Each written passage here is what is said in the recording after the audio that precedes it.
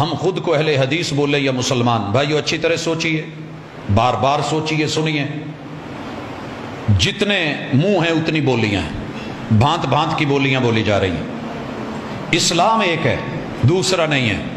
آدم سے لے کے محمد رسول صلی اللہ علیہ وسلم تک ماننے والا مسلمان ہے، لیکن مسلمانوں نے اسلام کے نام پہ جو جو کیا ہے اس سے امتیازی پہچان کے لیے بتانے کے لیے یہ ضروری ہوتا ہے۔ اور اس حوالے سے میں گزارش کروں گا کہ میں لکیر کا فقیر نہیں ہوں اور میں ناموں کی جنگ نہیں لڑا کرتا، لیکن پھر بھی کہہ دوں، کلمہ پڑھنے والے مسلمان تھے، محمد رسول صلی اللہ علیہ وسلم کا کلمہ پڑھا۔ جو شروع میں آئے ان کا نام، ان کا ٹائٹل دیا گیا السابقون الاولون۔ جنہوں نے مکہ کو چھوڑا، ہجرت کی تھی مسلمان، مگر تعارف کیا ہوا مہاجرین۔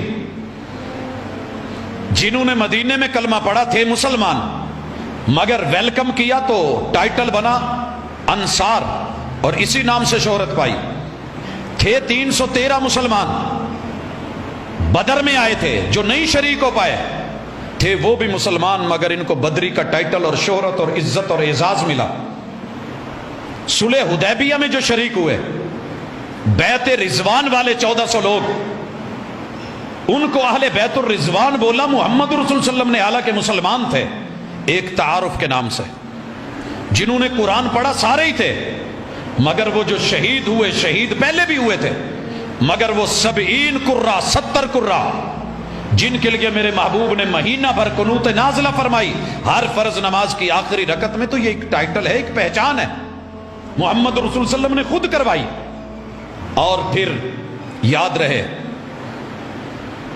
اس حوالے سے، جناب حمزہ مسلمان ہیں مگر سید الشہداء ہیں، ٹائٹل محمد رسول اللہ صلی اللہ علیہ وسلم نے دیا ہے۔ جنہوں نے دار ارقم میں بیٹھ کے پڑھا، رسول اللہ صلی اللہ علیہ وسلم کے ساتھ بیٹھے، ان کی ایک شناخت بنی، پہچان بنی۔ ہم سارے انسان ہیں، مگر آپ سے کوئی پوچھے تو آپ اپنا نام انسان نہیں بتاتے، انسان نہیں بتاتے، ہم سارے اللہ کے بندے ہیں۔ یا ایھا الناس اعبدوا، انسانوں اللہ کے بندے بنو، مگر ہم اپنا نام عبداللہ نہیں بتاتے۔ جو پہچان کے لیے نام کی انفرادیت ہے وہ کہتے ہیں۔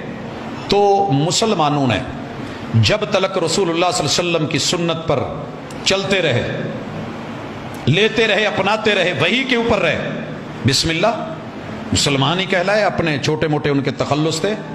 لیکن جب سبائی آئے، آل سبا آئی، اسی طرح خارجی آئے، مد مقابل میں دیگر گروہ آئے جو حق سے، حق کے نام پہ ہٹ گئے تھے، حق سے معتزلہ آئے، تو امت مسلمہ نے ان کے مد مقابل اپنا نام اہل السنہ والجماعہ رکھا۔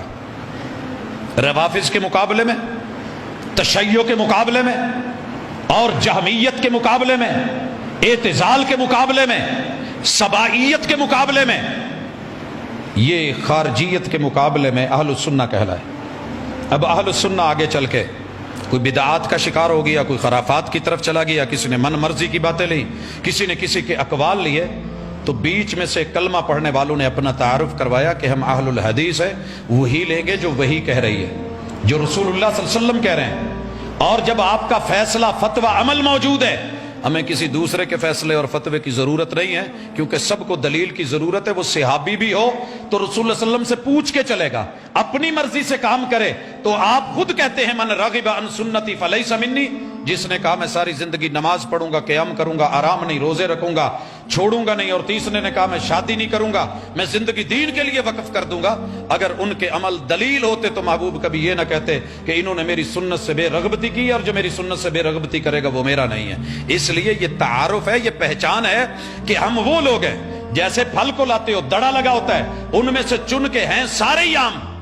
کوئی اٹھ کے لڑے مینوں کہے جی اینوں تسی اے سیب نو کالا کلو کیوں کہندے جے، اینوں گاچا کیوں کہندے جے، اینوں گولڈن کیوں کہندے جے، اینوں او، آم کو آپ جو ہے چونسا کیوں کہتے ہیں، اس کو انور لٹور کیوں کہتے ہیں، اس کو آپ مالدہ کیوں بولتے ہیں، اس کو آپ دسہری کیوں بولتے ہیں؟